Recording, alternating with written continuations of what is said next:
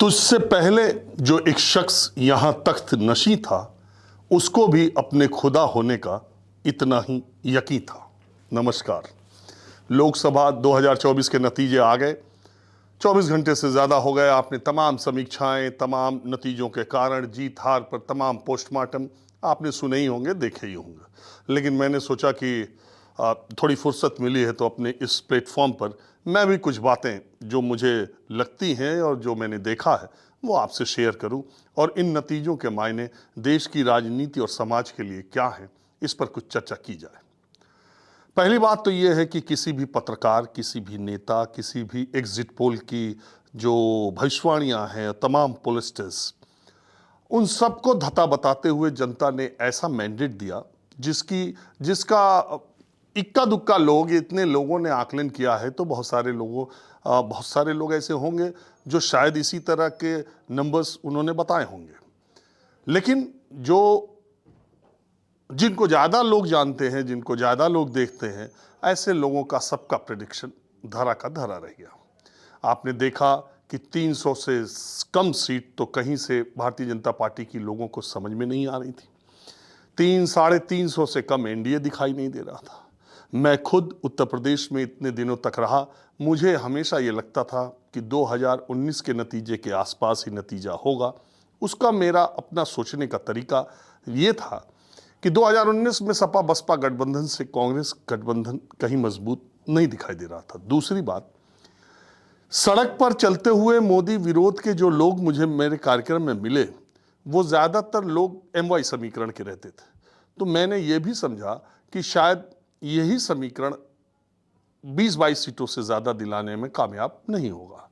लेकिन साथ ही साथ मेरा कोई भी वीडियो ऐसा नहीं होगा, कोई भी कहीं भी मैंने ये बात जहाँ कही है उसमें एक राइडर मैंने आपको लगाया, वो हमेशा ये बात मैंने कही कि अखिलेश यादव ने इस बार टिकटों के बंटवारे में बहुत प्रयोग किया है, और ये प्रयोग अगर सफल हुआ तो उनके सीटों की संख्या कहाँ जाके रुकेगी इसका अंदाजा लगाना मुश्किल है। जैसे जिस तरीके से उन्होंने शाक्य, सैनी, कुशवाहा, कुर्मी जाति के लोगों को टिकट दिया, फॉरवर्ड्स को जिस हिसाब से जहां जहां टिकट दिया समीकरण के हिसाब से, अगर उस जाति के लोगों ने उस उम्मीदवार को वोट कर दिया तो भारतीय जनता पार्टी के लिए दिक्कत पैदा हो जाएगी। हुआ बिल्कुल वही। अब आप देखिए, वीरेंद्र सिंह जो कि बनारस की बगल की सीट चंदौली से उम्मीदवार हैं, चंदौली से सांसद महेंद्र पांडे 2 बार चुने गए थे, और उसके बावजूद वीरेंद्र सिंह को वहां पर टिकट दिया जाना और वीरेंद्र सिंह के पक्ष में राजपूतों का वोट करना, सवर्णों का वोट करना, क्योंकि मैं ये जानता हूं और मैं ये मानता हूं कि उत्तर भारत की जो सवर्ण है, फॉरवर्ड, उनमें बहुतायत संख्या प्रधानमंत्री मोदी को मानने वालों की है और भारतीय जनता पार्टी के माइंडसेट वाली है। उसकी 2-3 वजह हैं। पहली बात तो ये कि उत्तर प्रदेश और बिहार में पिछले 25-30 सालों में एमवाई समीकरण जितना मजबूत रहा है, सत्ता के लिहाज से भी और सामाजिक वर्चस्व के लिहाज से, उससे पहले इन्हीं सवर्णों का राज इन इलाकों में था, और वो जो पावर ट्रांसफर हुआ उससे एक अदावत एमवाई समीकरण से इस इलाके के फॉरवर्ड्स को वो रहती है, वो रहेगी भी। तो लेकिन सवाल फॉरवर्ड्स के साथ जाने से नहीं होता। इस देश में ओबीसी जिसके साथ जाएगा सरकार उसकी बनेगी। 52% उत्तर प्रदेश और बिहार में आप देखिए, 50% से ज्यादा ओबीसी। लेकिन ओबीसीज में भी पिछले कुछ वर्षों में उत्तर प्रदेश और बिहार में अगेंस्ट यादव सेंटिमेंट उभारा गया या उभरा, क्योंकि सबसे ज्यादा फायदा, सबसे ज्यादा पावर, सबसे ज्यादा पैसा इन्हीं के पास था। उसको कैटर करते हुए भारतीय जनता पार्टी ने अपना एक वजूद बनाया और तमाम ओबीसी नेताओं को अपनी पार्टी में शामिल किया, चाहे उत्तर प्रदेश हो या बिहार, और इसका फायदा उनको लगातार 4 चुनाव में मिलता रहा था। इस बार भी ऐसा ही होगा, और 20-22 सीटें, और सोशल मीडिया के शोर या रैलियों के शोर से आप अंदाजा लगाएं, ये गलत है। लेकिन हुआ क्या, आप देखिए, जहां जहां अखिलेश यादव के कैंडिडेट जहां हारे हैं, वहां भी बहुत कम मतों से हारे, और जहां जीते हैं वो बहुत ज्यादा। आप देखिए पीएल पूनिया का बेटा कांग्रेस का, वो बाराबंकी से 2 लाख से ज्यादा वोटों से जीते। राजीव राय घोसी से 1,80,000 वोटों से जीते। ये ज्यादा 1.25 लाख वोटों से अफजाल अंसारी जीते। धर्मेंद्र यादव 1,70,000 वोट से जीते। 1 लाख दरोगा सरोज, 80,000 बाबू सिंह कुशवाहा 70-80,000। बिना कुशवाहा वोटों के बाबू सिंह कुशवाहा नहीं जीत सकते। तो वो कुशवाहा, मौर्य, सैनी, शाक्य जो कि पटेल, जो कि भारतीय जनता पार्टी के साथ पिछले 4 चुनाव से लगातार इंटैक्ट था, उसको तोड़ दिया अखिलेश यादव के फार्मूले ने। राम भुआल, निषाद, मेनका गांधी जैसी लोकप्रिय सांसद को हरा पाने में इसलिए कामयाब हो गए कि अंततोगत्वा निषाद, जो कि भारतीय जनता पार्टी को लगातार वोट कर रहे थे जौनपुर सुल्तानपुर में, इस बार निषादों ने साथ छोड़ दिया। बहरहाल नतीजे तो आ गए। इन नतीजों में संदेश छिपे हैं। जनता ने कुछ संदेश दिए हैं, समाज को, नेताओं को, सरकार को, मीडिया को, सबको। सबसे पहली बात, इस सरकार ने मेन स्ट्रीम मीडिया और सोशल इस फैसले ने, जनता के इस फैसले ने, एक बहस थी सोशल मीडिया और मेन स्ट्रीम मीडिया की, तो सोशल मीडिया इस चुनाव में बाजी मार ले गया। मेन स्ट्रीम जो मीडिया है उसने अपनी साख गंवाई है। जिस हिसाब से 3 महीने पहले चुनाव घोषणा होने से पहले तमाम बड़े राष्ट्रीय न्यूज चैनल्स ने, न्यूज 24 को छोड़कर तमाम बड़े राष्ट्रीय न्यूज चैनल्स ने जिस तरह का ओपिनियन पोल दिखाना शुरू किया, उसमें सब में 350 से पार प्रधानमंत्री मोदी और उनकी पार्टी को दिखाया जा रहा था। चुनाव डिक्लेरेशन के बाद ओपिनियन पोल के नाम पर और एग्जिट पोल आया, तो सारे एग्जिट पोल भी उसी तरह के आए। और ऐसा मैं कहूंगा, मैं तो एग्जिट पोल नहीं, मैं तो खुद ये मानता था कि 20-22 सीटें, ज्यादा से ज्यादा 25 सीटें, 25 सीटें जीतेंगी, लेकिन हुआ उल्टा, 44 सीटें जीती, जिसका अंदाजा मुझे भी नहीं था। ये एक अलग बात है, आपका आकलन गलत हो सकता है, ये अलग बात है, लेकिन सारे एग्जिट पोल एक ही तरह के हो, सारे का वोटिंग परसेंटेज भी एक हो, सीटों की संख्या भी एक ही निकाली जाए, और सब ऐसे कैसे हुआ? एक बड़ा सवाल है कि देश के गृह मंत्री अमित शाह ने एक टीवी चैनल इंटरव्यू को, और वित्त मंत्री ने भी, सरकार में बैठे लोगों ने लोगों से कहा, आम लोगों से, कि आप शेयर खरीदें, 4 जून के बाद शेयर मार्केट बढ़ेगा। गृह मंत्री ने खुद कहा। और इसके बाद रविवार को एग्जिट पोल आते हैं। रविवार को एग्जिट पोल में 400 पार, ज्यादा हमारे चैनल चाणक्य ने भी दिखाया, चैनल नहीं, चाणक्य के साथ हमारा टाई अप, सब ने दिखाया, 350 के पार तो कोई था ही नहीं, इधर था ही नहीं। उसका नतीजा सोमवार को 12 लाख करोड़ रुपए कमाए गए शेयर मार्केट खुलने के साथ ही 3 तारीख को, और 4 तारीख को 30 लाख करोड़ रुपए एक अनुमान के मुताबिक डूब गए। 3 तारीख को जिन्होंने शेयर खरीदे वो शेयर बढ़ते हुए जा रहे थे, 4 तारीख को धड़ाम हो गए। 30 लाख करोड़ रुपए कहते हैं शेयर मार्केट से। अब बताइए, सरकार में बैठे लोगों ने आम लोगों से यह कहा कि आप शेयर खरीदिए, 4 जून के बाद शेयर मार्केट बढ़ेगा। खैर, शेयर मार्केट धीरे धीरे फिर रास्ते पर आ जाएगा, लेकिन इतने का खेल हो गया। तो क्या ये एग्जिट पोल्स, बहुत लोग कह रहे हैं कि क्या ये एग्जिट पोल शेयर मार्केट के लिए थे? ये आम लोगों का पैसा जो डूबा एक दिन में, अब उभरने में कितना, जिसका डूब गया डूब गया। अब बाकी जो इंतजार कर सकते हैं उनका, बहुत लोग तो इंट्राडे करते हैं। तो ये क्या हुआ? ये एग्जिट पोल क्या शेयर मार्केट के लिए आए थे? शेयर मार्केट में पैसा बनाने के लिए आए थे? इसके पीछे क्या है? एक बड़ी बात ये, दूसरी बड़ी बात ये कि देश के जो मेन स्ट्रीम मीडिया है, जनता ने ये कहा है, जनता का मैंडेट ये कहता है कि मीडिया का काम सरकार और सत्ता से आंख मिला के सवाल पूछना है। मीडिया का काम विपक्ष से सवाल पूछना कम, सरकार से सवाल पूछना ज्यादा है। जनता का मैंडेट ये कहता है कि मीडिया अपनी भूमिका को इस तरह से निभाना चाहिए। उसे आम काट कर खाते हैं या छील कर खाते हैं या चूस कर खाते हैं, और आप थकते क्यों नहीं हैं? इस तरह के सवाल मीडिया को पूछने के लिए ये देश की जनता तैयार नहीं है।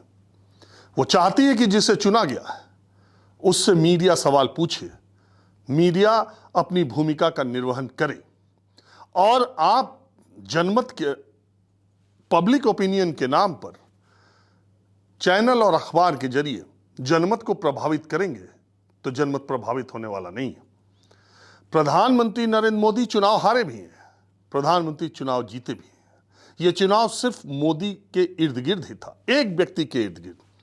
यह चुनाव मोदी जीते हैं और यह चुनाव मोदी जी हार गए। मैं इसलिए यह बात कह रहा हूं कि आज तक मुख्यमंत्री और प्रधानमंत्री रहने के बाद हमेशा पूर्ण बहुमत की सरकार उनकी बनती रही है, अकेले दम पर, अकेले चेहरे पर। अगर उन्हें पूर्ण बहुमत नहीं मिला तो ये उनकी हार मानी जाएगी। दूसरी बात, जहां से वो सांसद हैं वहां से जीत का अंतर उनका जितना है उससे 15 उम्मीदवार कम से कम ऐसे हैं उत्तर प्रदेश में जो उससे ज्यादा मतों से चुनाव अलग अलग जगह से जीते हैं। तीसरी बात ये कि प्रधानमंत्री मोदी के संसदीय क्षेत्र के अगल बगल की सारी सीटें भारतीय जनता पार्टी हार गई। तो इसका मतलब ये कि एंटी मोदी, मोदी विरोधी लहर चल रही थी क्या? और ये उत्तर प्रदेश में 44 सीटें जो मिली उसके कारण क्या है? 400 पार का आंकड़ा जो प्रधानमंत्री मोदी और बीजेपी ने लगाया और विपक्ष और उन्हीं के कुछ नेताओं ने जो संविधान बदलने की बात कही, कहीं ऐसा तो नहीं है कि इस देश के दलितों को, इस देश के पिछड़ों को यह आभास हुआ कि संविधान के साथ छेड़छाड़ हो सकती है? आज कल इस देश के दलितों को, इस देश के आदिवासियों को, इस देश के पिछड़ों को मंदिरों से क्या मिला? अगर मिलता तो वो ये हालात में कैसे रहते? मंदिरों में तो उनका प्रवेश वर्जित था, वो तो छुआछूत का मामला था। मैंने अपनी जिंदगी में दलितों को अपने सामने, अपने समाज में, घरों में दूसरे बर्तन में खाते हुए, दूसरे रंग के बर्तन में खाते हुए देखा है। उनको खाना दूसरे बर्तन में दिया। आज है किसी की हैसियत कि किसी से कोई जाति पूछकर या जाति का जानकर भी कोई भी व्यक्ति अपने ड्राइंग रूम में बैठे व्यक्ति को अलग तरह के कप में चाय या अलग तरह के बर्तन में खाना दे सकता है? नहीं दे सकता। किसी की हैसियत नहीं है। और अगर ऐसा करेगा तो फिर आप जानिए उसका अंजाम क्या होगा। आज ये ताकत कहां से मिली? दलितों को ये ताकत, पिछड़ों को कहां से मिली? संविधान ने उन्हें सबके बराबर का दर्जा दिया है और सबको वोट का अधिकार दिया है। और वो वोट, अडानी अंबानी का वोट मेरा और आपका और रिक्शे वाला का एक ही वोट है। उसी तरह सबको वोट देना है, वहां पर सब बराबर है। संविधान ने ये वो ताकत दी है। ये बात नीचे तक गई कि 400 सीटों से संविधान को बदलने की तैयारी हो सकती है। ये बात विपक्ष ने फैलाई। मैं ये कहता हूं, अगर फैलाई भी, अफवाह ही फैला दी, भरम ही पैदा कर दिया, लेकिन ये भरम ही तो हर जगह फैलाने का काम है, तो भरम भी लोगों को सच लगने लगा। और मैंने देखा और आपने खुद देखा कि बीएसपी का वोट बैंक सरका। बीएसपी कहां गई? उत्तर प्रदेश में दलितों के वोट जो भी शिफ्ट हुए वो भारतीय जनता पार्टी पे नहीं गए, जबकि पहले गए थे। और ये लाभार्थी 5 किलो राशन और ये खाना 5 किलो राशन काम कर रहा था, मगर वो इतना काफी नहीं था। उससे ज्यादा काम इस बात ने किया कि उन्हें लगा कि संविधान के साथ छेड़छाड़ हो सकती है। तो पहली बात तो यह कि मीडिया को अपनी भूमिका का निर्वहन करना पड़ेगा, और नहीं पड़ेगा तो एक वैकल्पिक व्यवस्था तैयार है। सोशल मीडिया बहुत तेजी से वो जगह ले रहा है, और मेन स्ट्रीम मीडिया की जो साख है, जो पत्रकार हैं, उनको समाज में बिना सुरक्षा के और बिना क्या कहते हैं कि अकेले चलना दुश्वार है। आप बिना व्यवस्था के आप कार्यक्रम नहीं कर पाएंगे, क्योंकि देश के मूड के साथ आपको चलना पड़ेगा। देश में जो माहौल है उसके हिसाब से चलना पड़ेगा। आप बैठ करके देश को प्रभावित करने का काम अगर करेंगे और सत्ता से सवाल नहीं पूछेंगे, सरकार से सवाल नहीं पूछेंगे, तो फिर आप वो विश्वास खो देते हैं। जनता ने वो मैंडेट दिया है जो टीवी ने नहीं कहा था, जो किसी टीवी चैनल ने नहीं दिखाया था, न किसी अखबार ने वो दिखाया था। जनता ने वो मैंडेट दिया। प्रधानमंत्री को प्रधानमंत्री के तौर पर देश की जनता देखना चाहती है, लेकिन वो मोदी सरकार नहीं चाहती, वो एनडीए सरकार चाहती है। लोकतांत्रिक व्यवस्था इस देश से खत्म नहीं हो सकती। यहां पर जो जितना डेमोक्रेटिक होगा उतना ही ज्यादा उसको माना जाएगा।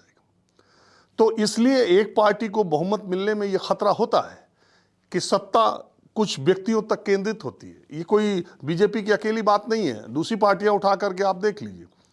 ममता बनर्जी की पार्टी में अभिषेक बनर्जी की जो ताकत है वो सब जानते हैं। आप आम आदमी पार्टी में अरविंद केजरीवाल की ताकत आप जानते हैं। सारी पार्टी, अखिलेश यादव किसी से राय मशवरा नहीं लेते, उनकी अपनी पार्टी है। तो ज्यादातर जगहों पर ये प्रवृत्ति और प्रकृति देखी जा रही है। तो जनता ने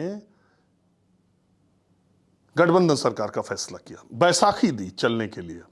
अब जो एनडीए सरकार चलेगी वो नीतीश कुमार और चंद्रबाबू नायडू की बैसाखी पर चलेगी। और एक बात दूसरी ये कि इस देश की पिछले 10 सालों में देश की सारी समस्याओं की जड़ मुसलमान। कुछ भी इस देश में गड़बड़ हुआ है तो उसके लिए मुसलमान उत्तरदायी हैं। 18-20% मुसलमानों के खिलाफ इतनी बातें, मंगलसूत्र, मुजरा,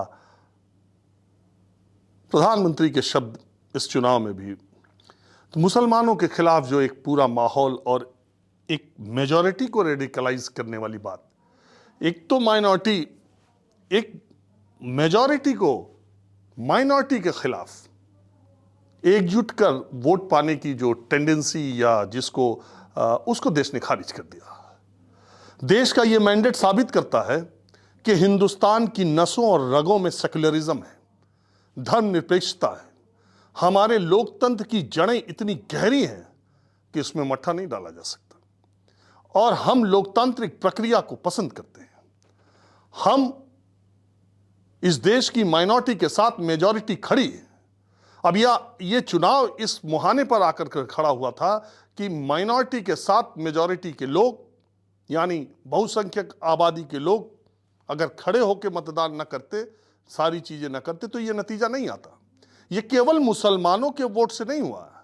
मुसलमान तो पीछे भी कई चुनाव में बीजेपी को नहीं वोट करते थे और न किया है, तब भी बीजेपी, ये भरम प्रधानमंत्री मोदी ने तोड़ दिया था कि मुसलमान किसी की चाहे तो सरकार बना देंगे और किसी की चाहे तो सरकार नहीं बनेगी। ये भरम तो बिल्कुल टूट गया था भारतीय राजनीति में।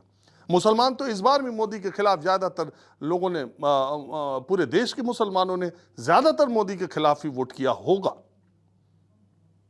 लेकिन इससे यह नतीजा नहीं आ सकता था। हिंदू नहीं, बहुसंख्यक, मेजॉरिटी नहीं, इस थ्योरी के लिए मेजॉरिटी ने 2 बार आपको मौका दिया था, तीसरी बार उसने कहा कि नहीं, अब नहीं होगा ऐसा। मैंने पहले भी कहा, आज भी कह रहा हूं, अयोध्या में 1.5 लाख लोग 22 जनवरी से लगातार दर्शन करने के लिए जा रहे हैं। 1.5 लाख लोग जा रहे हैं, यानी 45 लाख लोग। फरवरी, मार्च, अप्रैल, मई, 4 महीने में 2 करोड़ से ज्यादा लोग अयोध्या गए। एक आदमी 2 करोड़ लोग गए हैं। अगर उस परिवार को आप जोड़ ले, एक आदमी का 5 आदमी भी जोड़ लीजिए तो 10 करोड़ लोग गए। और हर आदमी अयोध्या का राम मंदिर देख करके आता है तो कहता है कि ये संभव ना हो सकता सदियों से। लेकिन अयोध्या में राम मंदिर का दर्शन करने वाले लोगों और उनके परिवार ने भी 100% भारतीय जनता पार्टी को वोट नहीं किया। मंदिर अपनी जगह है, काशी विश्वनाथ कॉरिडोर अपनी जगह है, वो आस्था की बात है, लेकिन उसके सहारे, जबकि पूरे चुनाव में मोदी जी और योगी जी ने मंदिर का जिक्र किया कि आपका 1 वोट राम मंदिर बनवा सकता है, बावजूद इसके अयोध्या की खुद की सीट जहां राम मंदिर है, वही सीट 55,000 वोट से भारतीय जनता पार्टी हार गई। यह संदेश है, इसे समझने की जरूरत। प्रधानमंत्री मोदी बन रहे हैं और वो शपथ ग्रहण कर रहे हैं, उनकी सरकार चलेगी। देश चाहता है कि प्रधानमंत्री नरेंद्र मोदी बने क्योंकि उनको सबसे ज्यादा सीटें मिली है। अटल जी ने एनडीए सरकार चलाई तब भी उनके पास कभी इतनी सीटें नहीं आई। प्रधानमंत्री मोदी की वजह से भारतीय जनता पार्टी की सीटें कम हुई हैं, लेकिन भारतीय जनता पार्टी को जितनी भी सीटें मिली है वो प्रधानमंत्री मोदी की वजह से बनी है और वो प्रधानमंत्री बनेंगे। देश ने ऐसा मैंडेट उनको दिया है, मगर वो पहले जिस तरीके की सरकार थी और पहले का जो माहौल था, शायद वो माहौल नहीं होगा। शायद ज्यादा और डेमोक्रेटिक तरीके से बात को रखा जाएगा। तो इस नतीजे से तीसरी बात ये निकल के आई कि इस देश में तीसरे नंबर की पार्टी समाजवादी पार्टी बन गई। वो पार्टी जो अखिलेश यादव के नेतृत्व पर लगातार सवाल उठ रहे थे, मैंने भी कई वीडियो ऐसे बनाए हैं जिसमें अखिलेश यादव के निर्णयों को मेरे समझ से परे था। चुनाव से पहले उन्होंने जिस तरीके से बदायूं, मेरठ, कन्नौज, मुरादाबाद, रामपुर, इन जगहों पर टिकटों का बंटवारा किया, काटा, फिर दूसरे को दिया, फिर इधर दिया, फिर उधर दिया, तो ये जो जिस तरह से उन्होंने प्रयोग किए, उससे लग रहा था कि अखिलेश यादव इस चुनाव को किस तरीके से लड़ रहे हैं। लेकिन वही बात है ना, सफलता के कई माई बाप होते हैं। जब आदमी सफल हो जाता है, जब उसके नतीजे उसके पक्ष में आ जाते हैं, तो उसके पीछे के सारे काम भुला दिए जाते हैं। अखिलेश यादव ने जो प्रयोग किया, मैंने आपसे बताया, जो मुकाम मुलायम सिंह यादव न कर सके, उत्तर प्रदेश में 37 सीटें कभी भी मुलायम सिंह 34 सीटों से ज़्यादा नहीं जीत पाए, तब वो मुख्यमंत्री थे। अखिलेश यादव ने विपक्ष में रहते 37 सीटें जीत ली। इसका बहुत कुछ श्रेय कांग्रेस के साथ गठबंधन का जाता है। देखिए, देश में एक नेता तो है जिसके ऊपर सैकड़ों करोड़ अरबों रुपए खर्च करके उसकी छवि को पप्पू जैसा पप्पू बनाया गया, जिसके बारे में पिछले 10 वर्षों से लगातार ये बात चल रही है। लेकिन बिना इसकी परवाह किए तमाम विशेषज्ञों, तमाम राजनीतिज्ञों, तमाम लोगों के कहने के बावजूद भी उस एक शख्स राहुल गांधी ने अपना रास्ता नहीं छोड़ा। 44 सीटें मोदी जी के खिलाफ ले आने का श्रेय भी राहुल गांधी को है। कांग्रेस को गर्त में डालने का श्रेय भी राहुल गांधी के कंधों पर है। और कांग्रेस पार्टी को 44 से 99 शतक से एक कम रह गया, वो श्रेय भी राहुल गांधी के कंधों पर ही आया। 10 वर्षों में यह जो सफर राहुल गांधी ने तय किया है, सड़क से तो किया ही, पैदल यात्रा की, लेकिन एक राजनेता के तौर पर राहुल गांधी जनता के भीतर अपनी एक पहचान, अपनी एक संघर्ष करने की छवि पेश कर पाए। इनकी वजह से भी अखिलेश यादव को बहुत फायदा हुआ। 6 सीटें कांग्रेस पार्टी को मिली हैं। कोई सोच नहीं सकता था कि उत्तर प्रदेश में 6 सीटें कांग्रेस को मिली। सीतापुर की सीट भी कांग्रेस पार्टी के पास आ गई। और कांग्रेस पार्टी के कुछ नेता जैसे अखिलेश सिंह देवरिया से मुश्किल से 30-35 हजार वोटों से हार गए, 25-30 हजार से। तो कांग्रेस पार्टी हाथ के पंजा पर भी इस तरीके का मतदान हुआ है। तो कहीं ना कहीं पिछड़ों में और दलितों में राहुल गांधी अपनी पैठ बनाने में कामयाब हुए। और ये जो इंडिया गठबंधन बना, इसको समर्थन पूरा जो महाराष्ट्र में, बंगाल में और उत्तर प्रदेश में मिला, खास करके वो मुझे ऐसा लगता है कि वो संविधान वाली बात का ज़्यादा असर है। और अखिलेश यादव इस देश के विपक्ष के सबसे मजबूत चेहरों में से एक हो गए, तीसरी सबसे बड़ी पार्टी है। और निश्चित तौर पर अब उत्तर प्रदेश के चुनाव जो 2027 में होंगे, हालांकि अभी बहुत दूर है, उसके लिए एक नई ऊर्जा समाजवादी पार्टी को मिल गई है।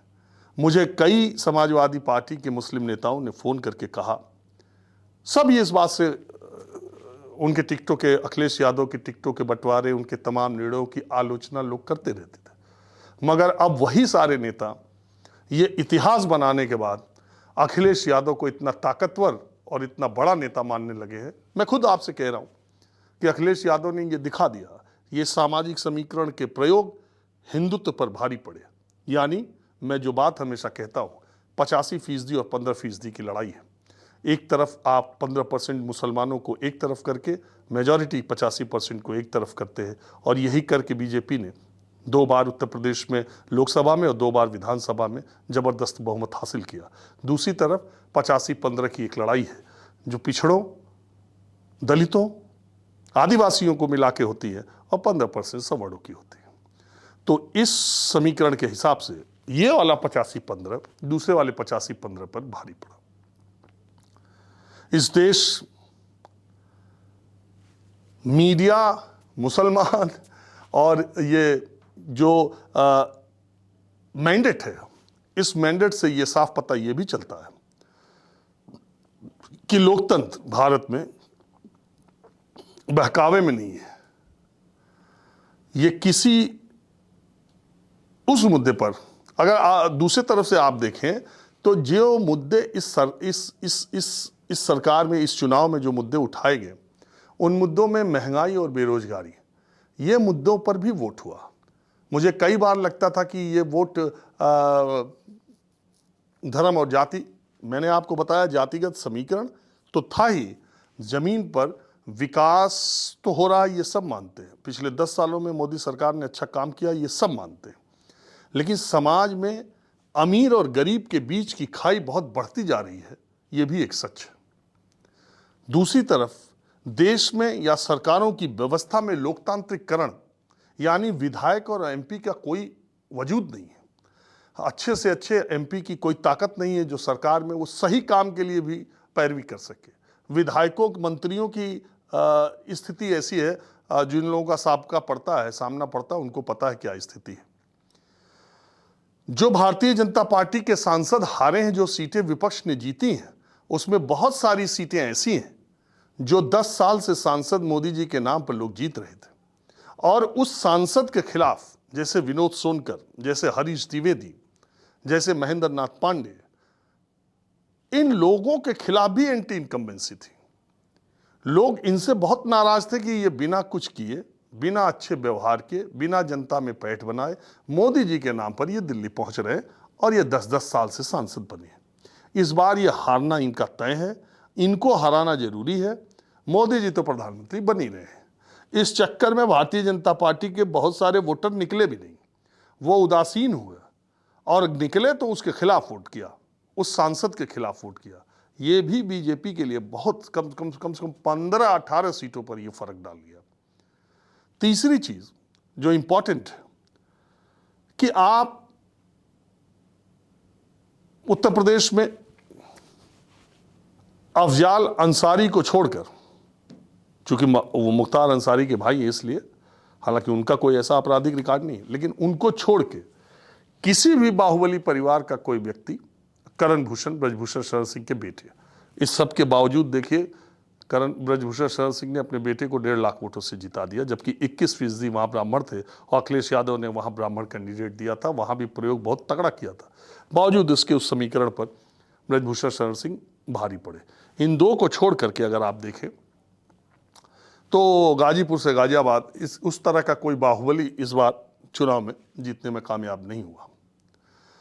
एक तरीके से पूर्वांचल में अपनी धमक जातिगत समीकरण के आधार पर समाजवादी पार्टी ने एक बार फिर स्थापित कर दी। अब सवाल उठता है कि उत्तर प्रदेश की राजनीति में क्या फेरबदल होगा? क्या मुख्यमंत्री योगी आदित्यनाथ हटाए भी जा सकते हैं? अरविंद केजरीवाल ने जेल से निकलने के बाद जो शिगुफा छोड़ा, वन नेशन वन लीडर, और उन्होंने जो कहा कि 230-240 सीटें बीजेपी की आ रही हैं और योगी आदित्यनाथ को हटाया जा सकता है, इस बयान ने भी बड़ा असर किया। इसकी भी चर्चा बहुत जगह होने लगी है। अरविंद केजरीवाल तो इसके मास्टर आदमी, आपको मालूम है, लेकिन उन्होंने चर्चा इस बात की कर दी, भारतीय जनता पार्टी को सफाई देते देते देते हालत खराब हो गई कि ऐसा कुछ भी नहीं किया जाएगा। तो योगी आदित्यनाथ को हटाए जाने की जो खबर थी वो चर्चा का विषय बनी।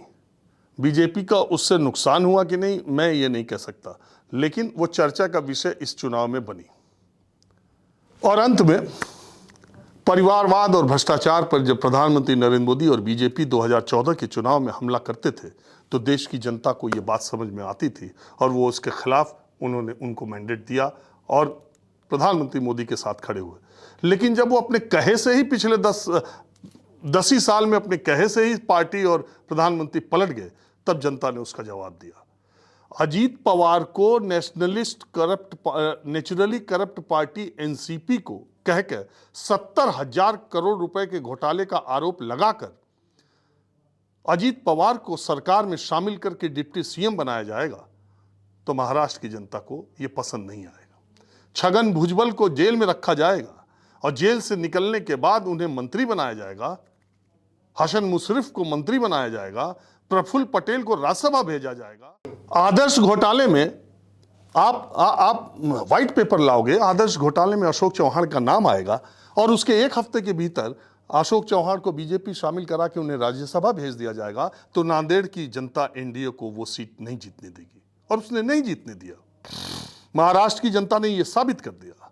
आप पार्टियां तोड़ दोगे सरकार की खातिर, पार्टियां तोड़ दोगे, सिंबल ले लोगे। महाराष्ट्र की जनता ने जवाब दे दिया कि असली शिवसेना उद्धव ठाकरे की है, असली एनसीपी शरद पवार की है, जनता ने अपना मैंडेट दे दिया। और मैं आपको यकीन दिलाता हूं, जो मुझे यकीन है, महाराष्ट्र की सरकार अब चलने वाली नहीं है। शिंदे के साथ गए विधायक और सांसद कब उद्धव ठाकरे के पास लौट आए, क्योंकि जनता के से बड़ी ताकत किसी की नहीं होती। देवेंद्र फडणवीस ने आज कह दिया कि उन्हें सरकार से मुक्त कर दिया जाए। वो डिप्टी सीएम है, उन्हें पता है कि आगे रास्ता बहुत उबड़ खाबड़ है। शिंदे के साथ रह के विधानसभा का चुनाव अगर भारतीय जनता पार्टी लड़ी और अजीत पवार के गुट के साथ लड़ी, तो महाराष्ट्र में अगला मुख्यमंत्री उद्धव ठाकरे को बनने से कोई रोक नहीं सकता। क्योंकि आप देख लीजिए सीटें जिस तरह से मिली हैं, क्या क्या ना हुआ इस चुनाव में। पहले चरण के मतदान के कितने दिनों के बाद इलेक्शन कमीशन ने वोटिंग परसेंटेज बताया। देश की इस विपक्षी पार्टी का पूरा अकाउंट फ्रीज कर दिया गया। क्या क्या नहीं हुआ कानून के नाम पर। इसके अलावा ईडी और सीबीआई की भूमिका के बारे में तो आप जानते ही हैं, उनका भी चल ही रहा था। सब कुछ होने के बावजूद अगर 240 सीटें मिलती हैं, तो इसका मतलब है कि इस देश के लोगों ने यह तय किया था और मन ही मन ये बात तय हो गई थी कि प्रधानमंत्री मोदी तो बने, लेकिन अब परिवारवाद की बात है। आप ओम प्रकाश राजभर को सिर्फ राजभर वोटों की खातिर, दारा सिंह चौहान को सिर्फ चौहान वोटों की खातिर अगर आप एनडीए में शामिल करेंगे, उन्हें कैबिनेट मिनिस्टर बनाएंगे, तो पूर्वांचल की जनता इसको सहने वाली नहीं। ओम प्रकाश राजभर के बयान और उनके बेटे को टिकट देंगे और वो अपनी पार्टी के चुनाव चिन्ह पर चुनाव लड़ेंगे, तो देश की जनता, पूर्वांचल की जनता स्वीकार नहीं करेगी। प्रवीण निषाद को टिकट देंगे, परिवारवाद की बात करेंगे, गठबंधन में सारे परिवारवादियों को आप ले आएंगे। ओम प्रकाश राजभर के बेटा चुनाव लड़ रहा है, जयंत चौधरी चुनाव लड़ रहे हैं, जयंत चौधरी से आप गठबंधन करेंगे, अनुप्रिया पटेल से आप गठबंधन करेंगे। क्या परिचय है इनका? सोनेलाल पटेल की बेटी के अलावा सोनेलाल पटेल ने एक बड़ी पार्टी बनाई थी। तो परिवारवाद और भ्रष्टाचार का जो नारा था वो बहुत भोथरा साबित हुआ और जनता ने भी ये तय कर लिया कि ये मुद्दे कोई मुद्दे नहीं है। मुलायम सिंह परिवार के 5 लोग जीते थे, पांच लोग चुनाव में उतरे थे, 5 के 5 जीत गए। तो इसलिए परिवारवाद भारतीय जनता पार्टी कहे और उस पर अमल न करे, भ्रष्टाचार अमल न करे, तो इसका नतीजा ऐसे ही होगा। तो इसलिए मुझे ऐसा लगता है कि कोर्स करेक्शन और डेमोक्रेसी जो है अपने आप को लोकतंत्र खुद से ही साफ करता रहता है। इसकी एक ऐसी प्रक्रिया है कि ये सेल्फ करेक्शन लोकतंत्र करता रहता है। जनता में इतनी ताकत है, तो न कभी जनता ने ऐसा। और दूसरी बात ये है कि नेताओं को भी ये गलतफहमी नहीं होनी चाहिए किसी भी, कि जनता को जैसा है वैसा ही, जैसा आप चाहते हैं वैसा ही उनको बनाया जा सकता है। जनता का अपना स्व विवेक है और उसके फैसले के आगे सरकार, नेता, जनता, पत्रकार, मीडिया सब सलाम करते हैं। नमस्कार।